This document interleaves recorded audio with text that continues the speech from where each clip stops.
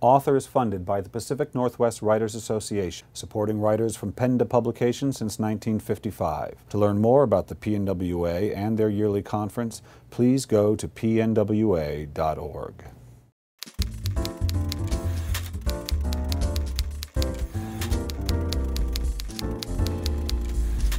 Hi, this is Bill Kenower of Author Magazine, and I'm here at the Redmond Regional Library with Michael Moss, author of Salt, Sugar, Fat. Michael, welcome to Author. Thank you. Michael, a great many of the journalists I have met go into journalism for something to do while they get their novelist career started. And I get the feeling that was not so much the case with you. No, I'm sort of the opposite. I've been a journalist since 1980, and I aspire to be a novelist someday, Why? which to me has got to be one of the hardest things you could possibly do. What makes you think it's so hard? Great writing, great imagination. I mean, if I don't have facts and lots of facts to kind of string together in a narrative, I'm like dead at sea. So, but you must like the facts. They must be of interest to you. No, absolutely. So Yeah. This book especially was like a detective story for me, being inside. So I mean, I love to, and you know, I get paid for the job, which is to look at big institutions that seem like impenetrable fortresses at first and find ways to slip inside, to, you know, give them a little fresh air and light, which I happen to think is healthy for them and everybody. That's the interesting thing about the journalist. You really have two jobs in a way. You have the learning, Yeah. and then the writing. Yeah. And obviously they're connected, but they are still two separate skills. Yeah, yeah, and I've always sort of said I consider myself more as a reporter than a writer. The reporting part is so fun. All right, describe to me who took one half a journalism class my freshman year in college and said, I'm out of here, why it's so awesome. You know, the reporting part of it is like the first day of class in school where you go in and everybody's excited and the teacher's full of these great ideas and you're just brimming with excitement. And the writing part of it is like day 2 through the rest of the year. It's sort of the reality and the grind and the blood and the sweat. Right. You know, the reporting part is just being curious. I mean, it's sort of an innate skill. I taught as an adjunct at Columbia University in the Jake School for 10 years, and I would say to students that, look, the #1 skill here is curiosity. I mean, if you have that going, if you're interested in the world, if you can empathize, if you can step in other people's shoes, you're like halfway through the battle of gathering the story. Curiosity, and there's a bit of luck to it too, I have to say. So, salt, sugar, fat. Mm-hmm. America's fat, unhealthy, Yeah. and you believe the finger of blame points. Yeah, at the processed food industry. I mean, there's no question, and one of the beauties, I think, of the book is that it's not me saying that, it's people inside the processed food industry, some of the scientists, marketing officials, top officials, who've come to have regret over what they've done. They're talking and walking me through the industry's 30-year history, going back to 1980 and even before, when the obesity crisis began. And to me, that makes it so powerful. The book starts with this secret 1999 meeting, a rare gathering of CEOs of the largest companies who've gathered to talk about obesity, which is still much smaller than it is today. And you know, none other than one of their own, a senior executive at Kraft, gets up and lays the obesity crisis at their feet and says, look, you know, even if you don't think you're largely responsible for obesity and diabetes and even some cancers, they're coming after you, and it's just a matter of time before the lawyers who sue the tobacco industry are coming after you, and that was a real moment. So then we knew, I mean, we knew before that, yeah, you eat too many of these foods we hate to love, you're gonna get sick.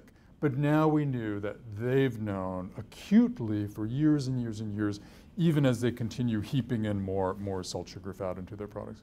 You know, it's funny, as soon as I saw the book and before I'd read it, once I understood what it was about, the first word that popped in my head was cigarettes. Yes. Which, as it turns out, is more direct than I would have guessed. Yeah, no, the role Morris, of the right? tobacco industry in the book, I think, is actually extraordinary, and I was so surprised. Philip Morris, the largest tobacco company, became the largest food manufacturer in this country. A lot of people don't know it because they kept a really low profile.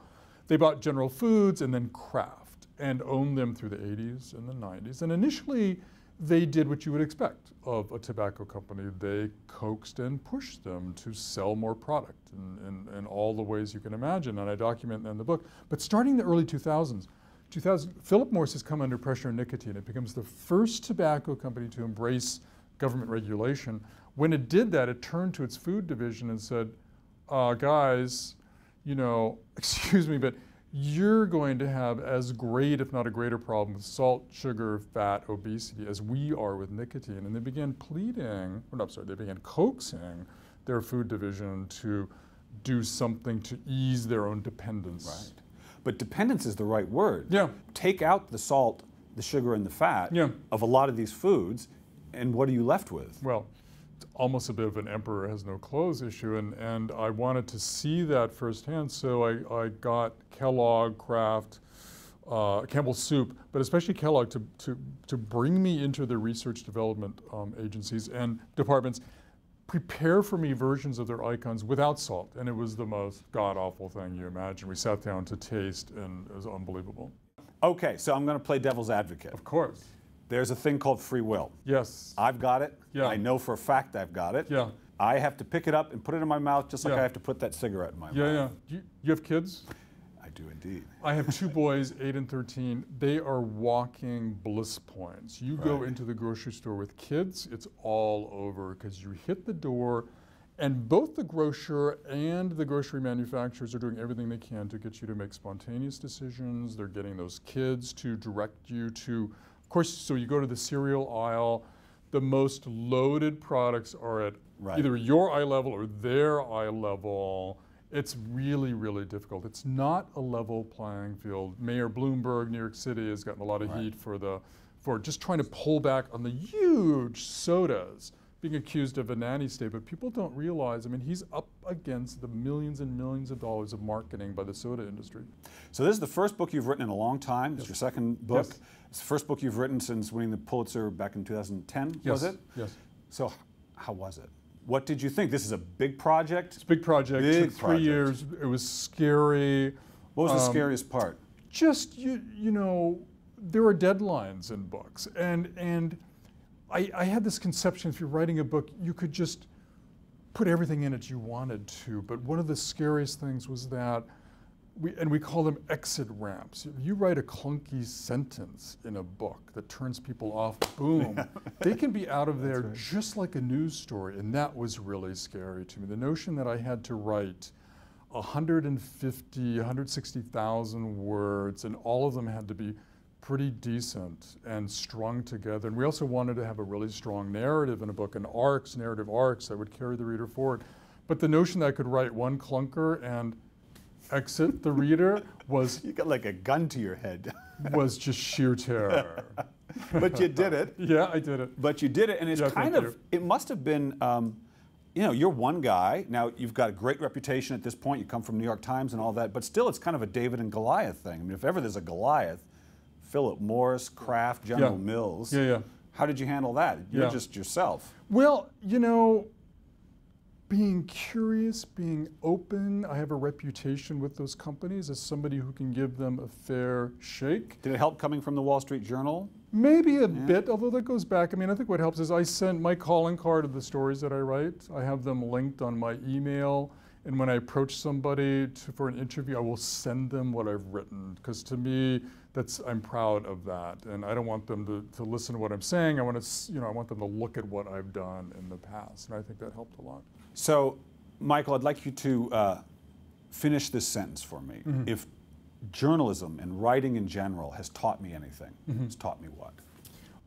It has taught me humility. I mean, one of the things that I always want to do, because I do investigative journalism, is to step in the other person's shoes and try to look at it from that viewpoint. And I think that lends a fairness and balance to the reporting that I think is more and more necessary today as the rhetoric gets cranked up and the debates get cranked up and the country gets divided. I think that ability to really understand and empathize, if need be, with the other side, the entity that you're writing about, is really, really important. And I'm glad to have been able to do that, or at least try to do it.